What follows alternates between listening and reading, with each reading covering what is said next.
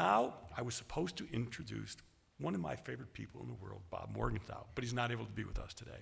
A word about Bob, a very special word. So Bob Morgenthau is one of my secret and not so secret mentors. He is somebody who not only was a hero in the Second World War as lieutenant in the Navy, Purple Heart, and stood for his country, and comes from a family where the word integrity starts with his grandfather and continues through generations. But he is a person who served as district attorney with huge integrity for 34 years. He then went on as the founding chairman of this museum and really continued a tradition in his family which is really unparalleled in American history. And so Bob wrote some remarks, and I'd like to have Judah Gribetz, our wonderful trustee and scholar, deliver those remarks. Judah, thank you.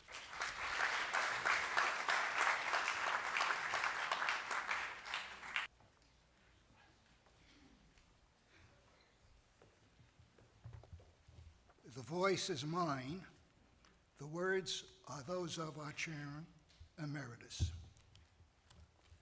Although we celebrate the 20th anniversary of the museum this evening, its history actually extends much further back.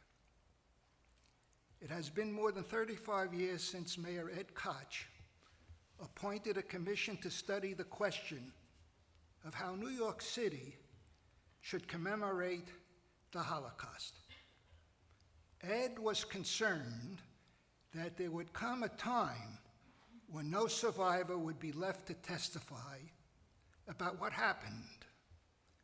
He was concerned that the city was home to one of the largest populations of Holocaust survivors and that it had no meaningful memorial beyond the stone placed in Riverside Park.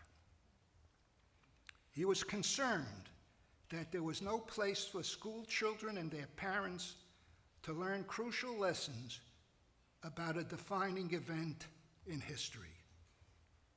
I am proud, says Bob, to have chaired that commission and proud that we recommended to Ed Koch that New York City should have a living memorial that was animated by certain core values: education, civic responsibility, and human decency.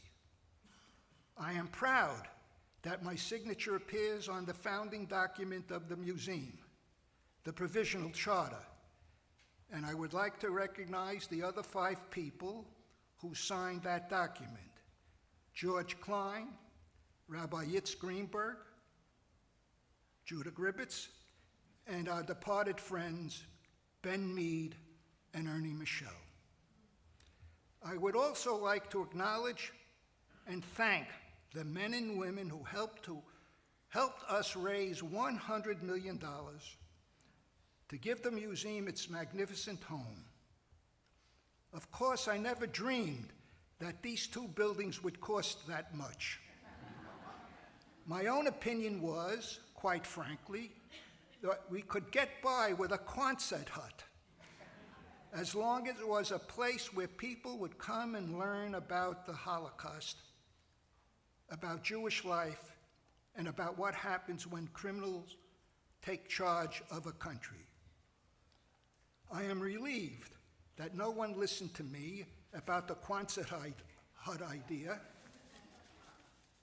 and that we were able to secure the most beautiful and meaningful site in the city to build such beautiful buildings.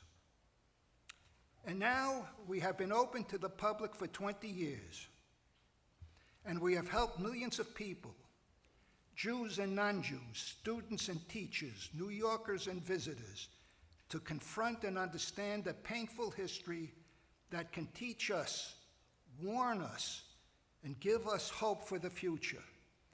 Over the past 20 years, we have created and hosted remarkable exhibitions that have explored important subjects: Jewish GIs and their contributions to the defeat of Nazism, Jewish resistors and their struggle against powerlessness, Jewish efforts against the odds to escape the Nazis.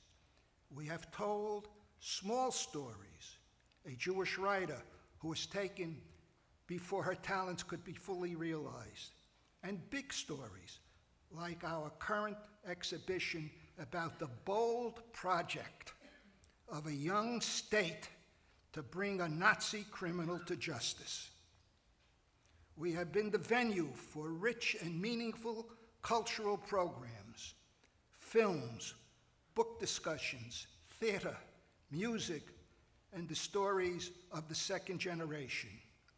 And we have enriched the lives and challenged and thinking of 1 million students.